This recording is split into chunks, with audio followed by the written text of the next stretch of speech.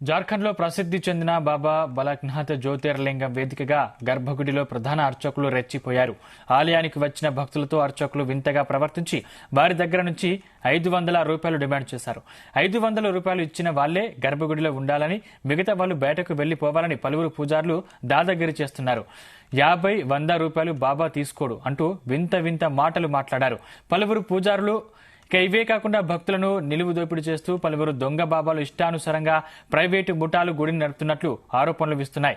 డబ్బులు అడగడమే కాకుండా జేబులపై చేతులు వేసి మరీ డబ్బులు లాక్కునే ప్రయత్నం చేస్తున్నారు.